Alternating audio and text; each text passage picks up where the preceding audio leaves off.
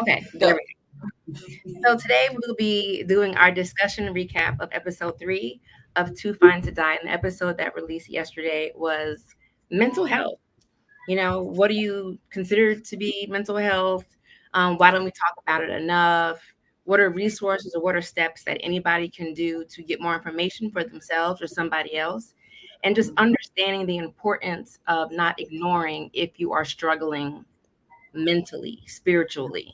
Um, is nothing to be ashamed of.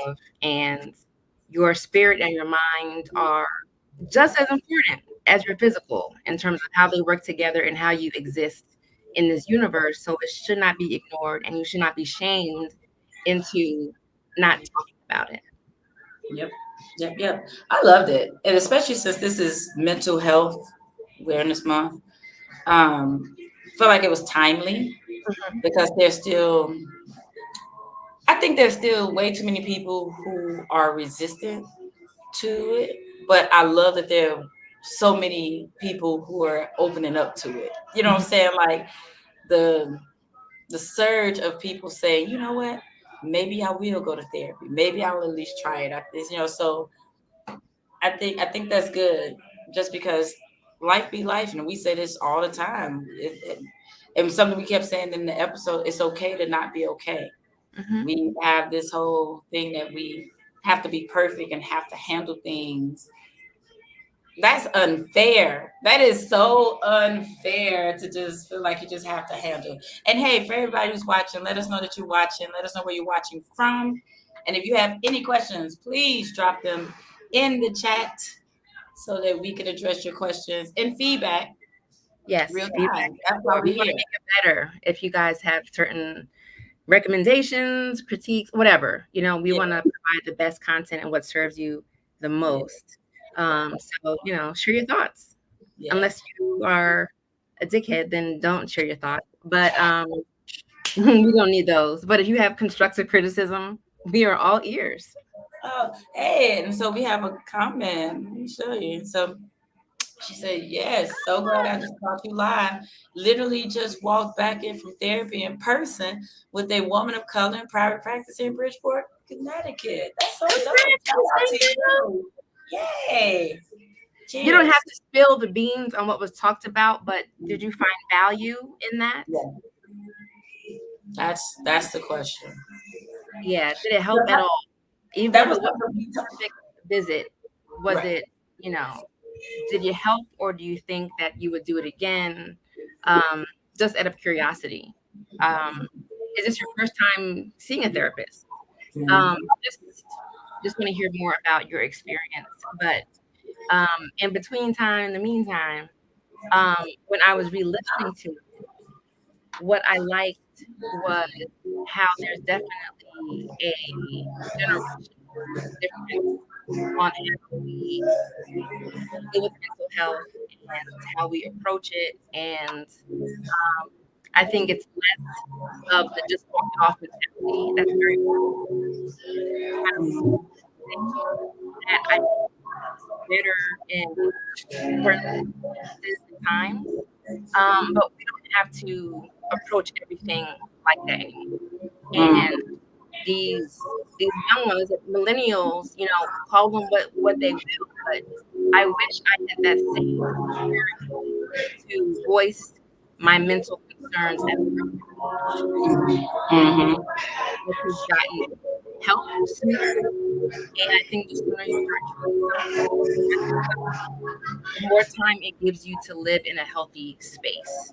Yeah. So, it's and the fact that they are all in the fields, I'm for it. I am for it. And like I said, that doesn't mean that you need to be private and dirty face if people around you, your job, your friends, society doesn't care because we can't control others. We cannot control what others do to us, but we have some control over how we feel and how we so don't let that discourage you from still seeking assistance if needed because it's really not about anybody else, it's about you and your thoughts and your feelings.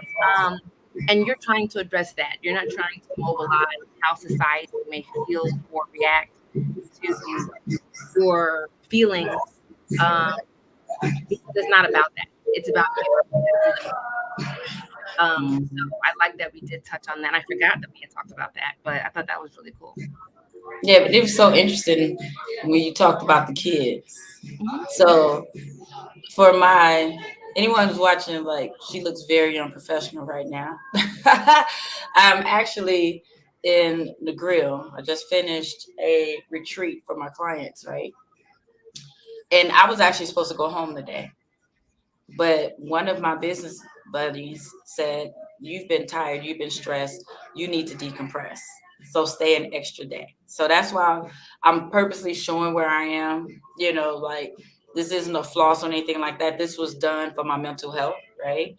But during our conversation yesterday, we talked about the the younger generation, like I said, millennials, whatever we want to call them, right? Hmm. There's a delicate balance Hmm. because we want them to we want them to express themselves. Hmm. We want them to feel comfortable in that, right? But as you said, when you said I cracked up, and you were like, "That's fine, express yourself," but you can't expect everybody to care because the world ain't like that, right? Hmm. So there's this balance between respecting and appreciating how we grew up. Like our generation grew up different. We just did. Like we are like the last generation of latchkey kids. Hmm. We didn't want our kids to grow up as tough as we had to grow up, but at the Hmm. same time they're not as tough as we are because they've been given so much. So like you said, it's a delicate balance so that when they do face hard times, how do they really, like, do they Hmm. knuckle up or do they run? You know what I'm saying? Like it's just, but even encouraging therapy at an early age, that's something that's very different that I've been intentional about. And I have young men, especially I wanted my young men to go to therapy.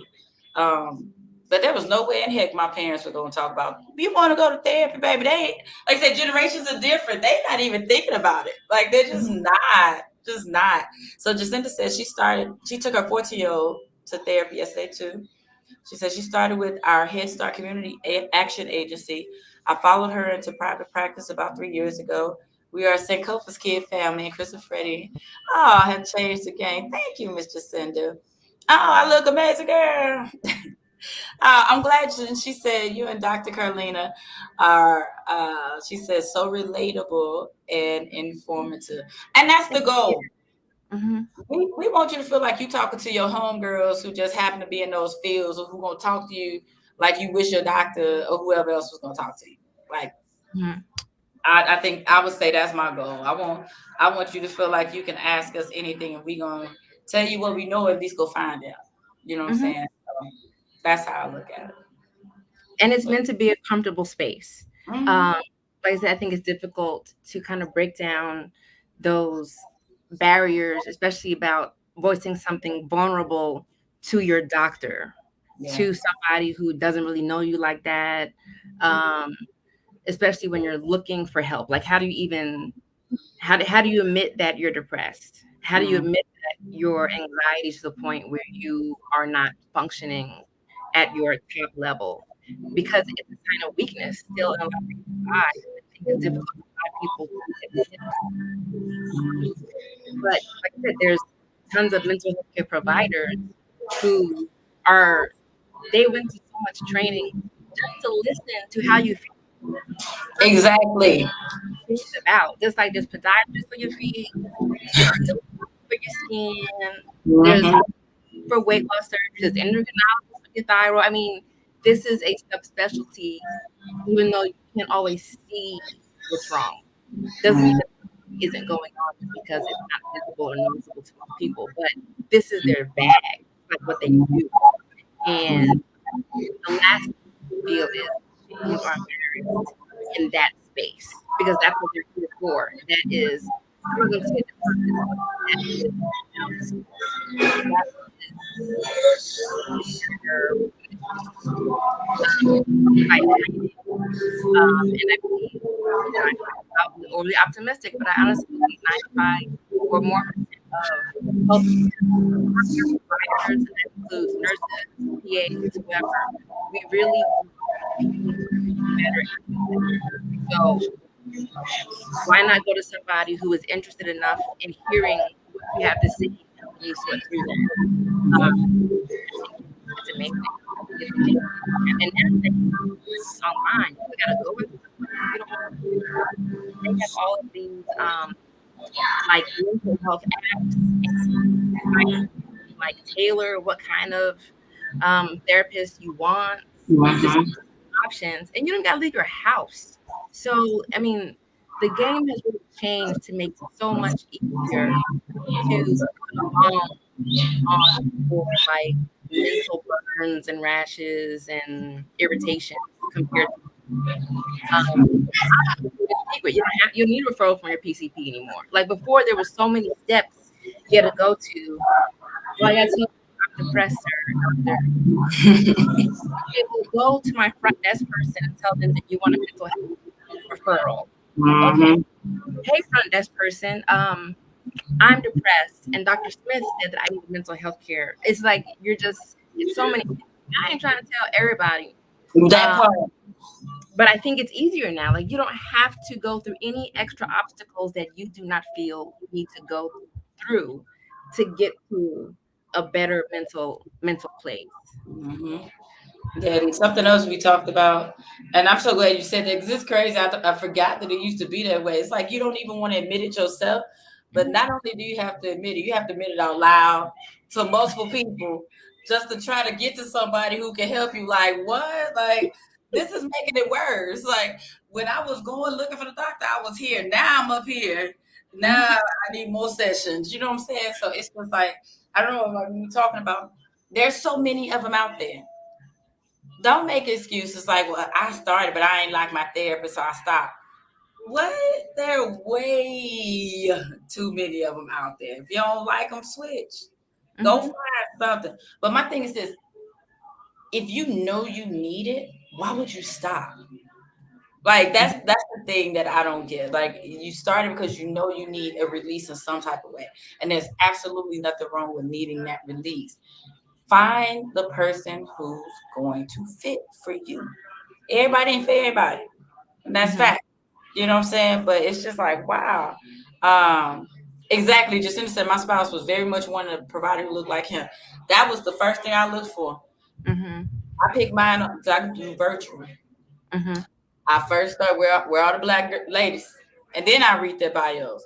I don't need to read a white man's bio. I don't need to read an Indian woman's bio. I couldn't care less. That's not who I want to talk to. I want to talk to somebody who looks like me, who can understand my. And that's what I said. It's not even about a bias. Somebody who could understand my life better. You know what I'm saying? Because A it's just hundred, a different. hundred percent.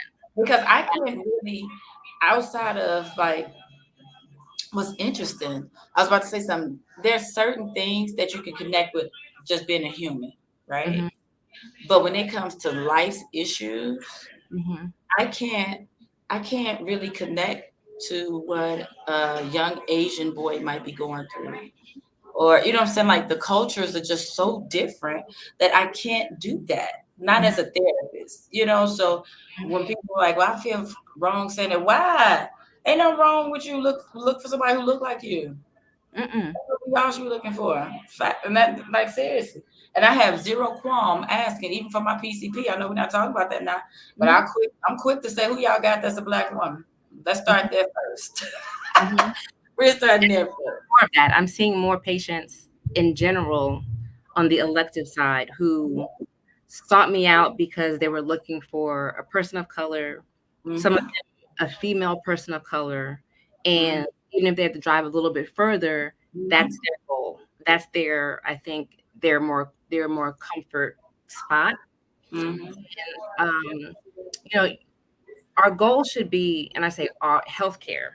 Healthcare's goal should be to make access to resources as frictionless as possible. Mm-hmm. Whenever there are obstructions, obstacles, oh, it's too hard, it is too easy to be like, this didn't work out. It's too hard. So um, you have the right to be in an environment that you are comfortable in so that you can really get the help and resources that you need. Because if Yeah. you're uncomfortable, you probably ain't gonna say, maybe what you need to say to get better perspective. Yep. And the Black experience is real, just as the Asian experience is real, the white Mhm. experience is real. There are some things that are the human experience, but there are Yep. some things like your grandmama didn't play I'm coming up on Oh, you're upside. the mountain. Right. The- If I sing that to you and that's how I'm feeling, yes. I'm struggling. Like, I don't have to Yes. explain to you what that means, but that's just something Yes. that works, with us to just facilitate any like confusion or gaps, or really being able to touch on those um like vulnerabilities and sensations that come with, and it's not every Black person shares the same experience, but there are some things that I think are fundamentally rooted Mhm. in a good majority of Black people, Yeah. and it facilitates the conversation. I don't have to wonder what you meant by that. You say Mhm. something, and I probably know why you reacted that way, or why someone else reacted that way, because I'm familiar with that. What is it called? Like that culture, or that norm, or that expectation that is kind of built into the fiber of Mhm. just our existence. So my therapist is a white Jewish guy. Love him to Mhm. death. Dr. G, and I've had a Black female therapist before, who I love to death, and that's the one I mentioned, who Yeah. she She moved or something. and for over a decade I didn't want to restart it. But I got to a point where I needed to, and I wasn't looking for a Jewish male. I was looking for help. And me and him clicked. He did his training in Philadelphia. Not to say that working in a Black community makes you Black, but Yeah. he has cues, he has reference points, because he did his training in a Black community. So it's not like he's looking at me like I'm an alien, Yeah. which I can appreciate. And then for me, I like hearing his white kind of view about certain things, because Mhm. not everything we do or think, just because we've been doing it, is how we should do it, Yeah. especially if it's confined to our group, because we are a small group, but we still have to live in the majority group. Mhm. So getting that feedback of like, I'm not going to invalidate how you feel, Yeah. but that may not translate to the C-suite at your job, Mhm.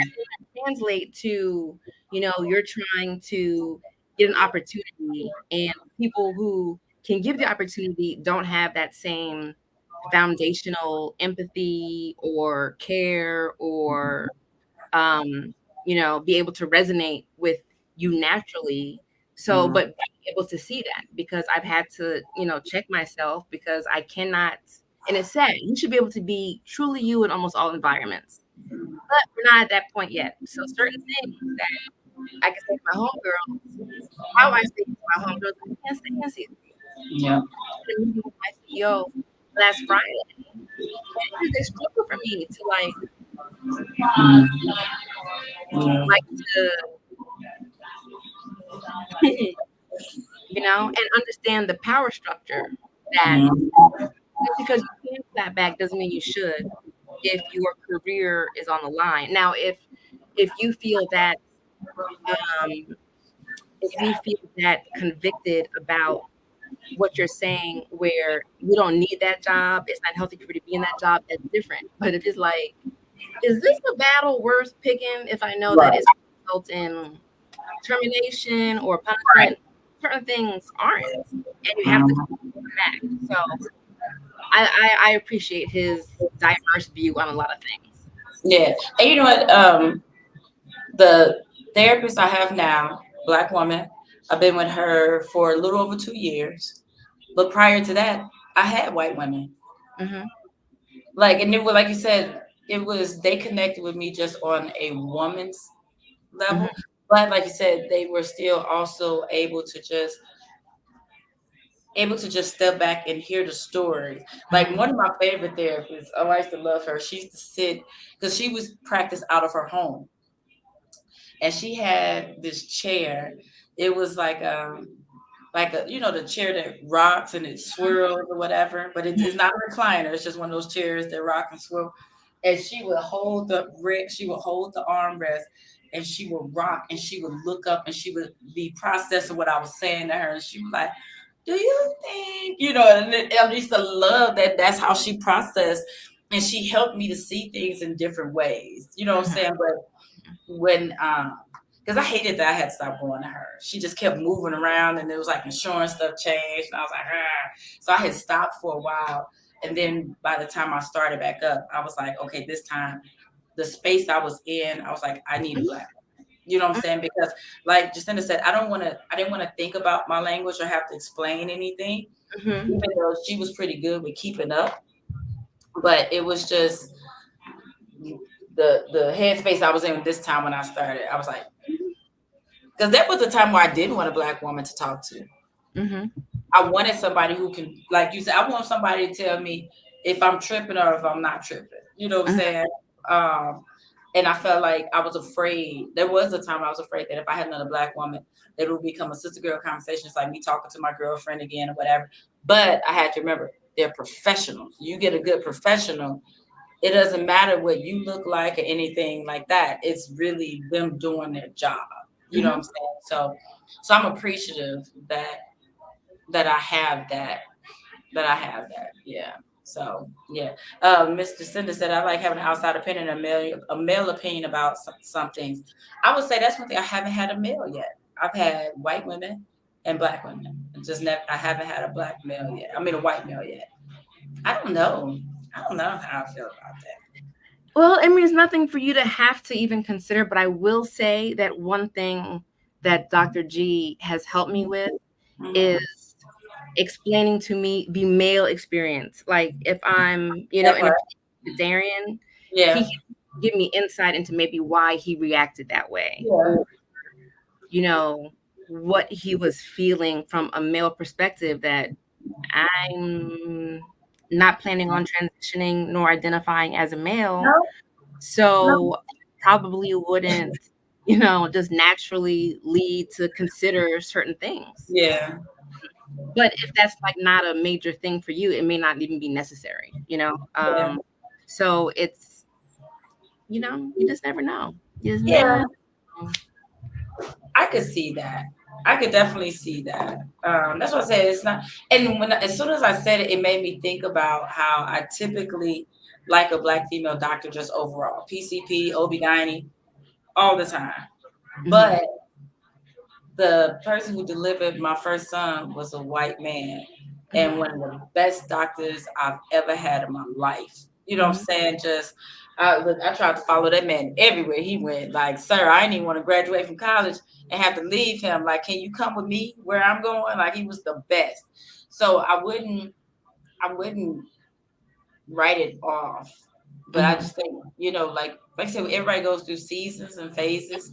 And I think I'm in the season where I need another black woman to talk to. You know what I'm saying? Like, Yeah, and that's fair. And then you yeah, might be in another season where you're like, you know what? This is yeah, where I'm struggling, and I'm interested to hear about a different perspective. You exactly. Yeah, some people have more than one therapist, yeah, so it's there's no one size fits all. There's no like blueprint to if this then that. You just got to figure out what works for you. yeah. Because at the end of the day, I don't want people suffering in silence That because there part. is somebody out there. There is. Yeah, I don't. Oh, no one will. Mm-mm. Even if you're more complicated, like I said, you are, with like in the transgender and you're looking for a particular type of someone to understand that experience, they're out there. You may have to look a little bit in more yeah, detail and a little harder because there are probably not as many who are comfortable or experienced in that space. But that doesn't mean it doesn't exist. yeah. And it's more probably common now than it was 10 years ago. Oh So yeah, think that like, oh, you're a unicorn and no one else can understand you're a unicornness. You don't know. yeah. That's right. No. I'm a unicorn now. You are, We're I all mean, unicorns. I'm a unicorn We are too, but unicorns. we But all I, have different color and styled horns. but I feel you on that because that's what I said. When you're in a specialty space, like you said, I couldn't imagine. But it's interesting because they talk.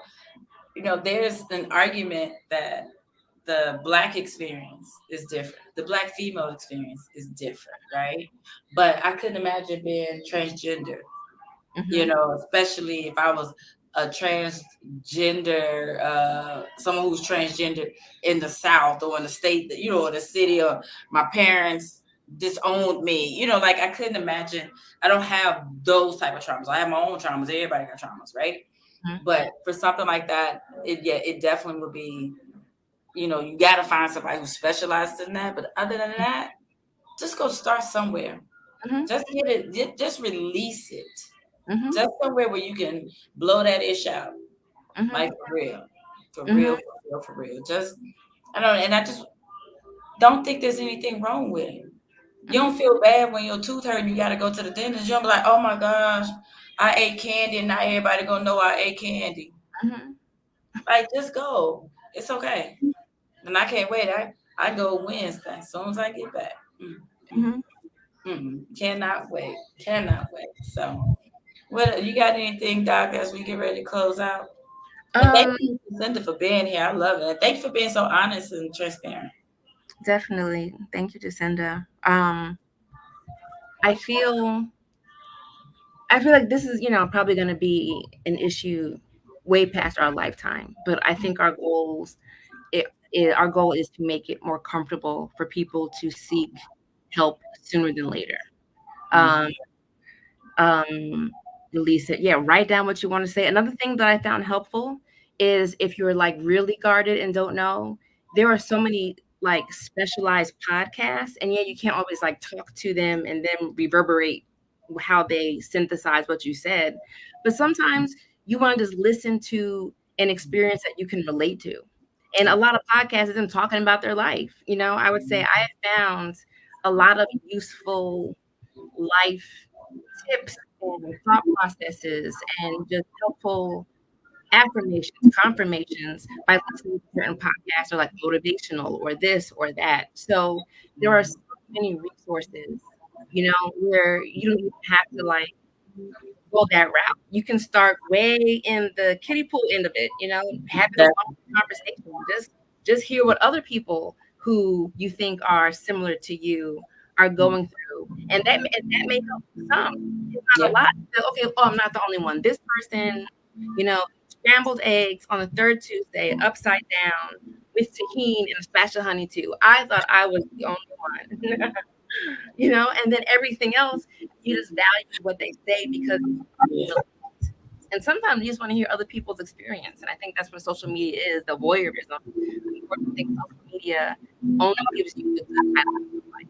Right? Hmm. People are showing you the bad highlights, but people are interested in other people's lives. People know people are warriors. And we need to make it more acceptable to not show off, but to be less afraid of the whatever the reaction is when you display the less ideal times when you're Yeah. struggling. Because other people, you might even know them, can give you motivation advice. That's one thing I can't seeing assholes on social media. Picture me, dot, dot, dot. What am I triggered for? I don't need to know all the details, but let's not just like trigger something and then we all like, so what's really going on? Like, Hmm. you gotta give me something, or I'm like, next. Don't just be like an attention seeking. I just want my attention. Give me a point of reference. If you really want some kind of guidance, people do that. Oh, you know, it was good. You need to pray for people, but if you're gonna put it on social media for everybody to see, I am not here for that. Give me something. If I can help you, maybe I can. You say you need to know, huh? Yeah, what What am I'm praying for. I praying for my demise? I don't know. Should I be praying with you? Should I?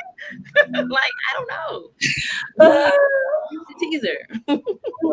Funny. So I don't know. Tell me what I'm praying for.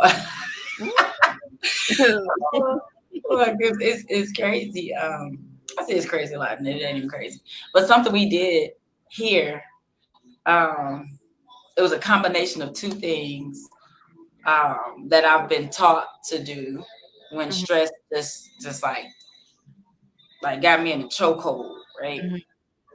So in 2019, when I had to have my hysterectomy, I was so scared. And I've had a number of surgeries and procedures, a number. Mhm. But for some reason, this one was bothering me, and I think it was the proposed downtime. Like it was just all the things. Yeah. And so one of my coaches at the time was like, and I had so much other stuff going on too. She told me, she said, I need you to just scream. I was like, I can't scream, you know, it's gonna scare the people in my house and snap. And she said, the hell with them. You need to scream. She said, pick up your laptop because we were virtual. She said, go outside, put this laptop down, and I want you to just scream. Mhm. And I just screamed. And next thing I know, I was sitting on the floor crying and just like it was almost like, you know, when John Coffey on Green Mountain, he had to spit them things out, and he just be spit. Like that was what I needed. But then like 2 weeks ago, um my mom's headstone was finally placed with our Mm. family. And it was like she's been gone for 14 years, but it was like 14 years came back and just like slapped me upside my head because I wasn't expecting the picture of it that morning. Mhm. And so I had swimming lessons that day. And I got there and I could not stop crying. Like, 'cause it Mhm. was just, and my coach, she said, let's release it to the water. Mhm. And I was like, okay. And so I just swam it out. And so yesterday, here at the retreat, there were a few women. I was like, we about to go out and release this to the water. Mhm. And we walked out as far as we could where they felt comfortable. And we just screamed. Now, by the time we got done, security was on the edge of the shore, like, what the, what's going on? Why y'all out there screaming? Mhm. But it was needed. It was cathartic. It was so cathartic. It was Mhm. so outside of the fun we had yesterday too. And I tell you, we laughed. I felt like we laughed until we cried and we cried until we laughed. You know Mhm. what I'm saying? But just that screaming and not even caring about what people say, you just gotta release it sometimes. It's like you said, it's a tea kettle. Mhm. And it's just you gotta Yeah. let them get out. You gotta, You got have to, to. got to, got to. Oh, I'm looking forward to it. Thank you, Mr. Cinder. So, yeah, yeah. Look, 19 years is 19 years can still feel like 19 minutes. That's Mhm. why I tell you, there's no guideline for grief. Mm-mm. I'm at There's 31 years and 31, 32 years. 31. And depending on where I am, I turn into that 12-year-old girl coming home from school, yeah, just found out, and it's just like, you know, because yeah, that experience is real, that is, I'm listening to a book on trauma, but there are certain experiences that are hardwired into your brain forever. yeah. Facts. Um, it doesn't take a lot sometimes to bring it to the top of your Yeah, search bar, but it's always there. You can't erase those cookies. It's there, and it's yeah, okay. These are normal, human life experiences. Um, so don't let anybody say, "Well, that happened so long ago." I don't give a damn. You in your household. I'm over here ugly crying in the shower because that's where I like to do my ugly crying and playing all the sad music because sometimes I just want a good cry. Like I just want. Sometimes you let it out. Yeah, Um, it's okay. It's your journey. It's your life. If you end yeah, up feeling bitter, now don't torture yourself. If you're someone who I don't believe in masochism. Like you yeah, want to live in that space to either punish yourself or for some other reason, that is something that needs assistance. Um, yeah, it's natural to go with the ebb and flow of life and be reminded and, miss the good times and, cherish the memories because they're memories. And I'm assuming you're sad about that there are some memories yeah, to remember. Um, so not with it. yeah. I agree. Yeah, I think that's good to close out. That's so good. So, all right, y'all. This has been the recap of episode 3 of Too Fine to Die, where we talked all about mental health. And again, we could talk about that for 5, 6, 7, 8 hours and days. But hope you all enjoyed the episode. If you have not watched it yet, you still have time to go back and watch it, right? And thank you for being here. If you have any questions, make sure you let us know. And Ms. Carla says, I got as far as checking a list of therapists, just didn't choose one yet. When you're ready to choose, you will. Yeah. Ready to choose, you will. Yep. Because So, if somebody has to drag you there, you're not going to get the full yeah. experience. No. When So, you're ready, you're Yes. Yep. So, y'all have a good one. We'll see y'all next time. Bye, and y'all. you are too fine to die, just like us. Yes. Bye, y'all.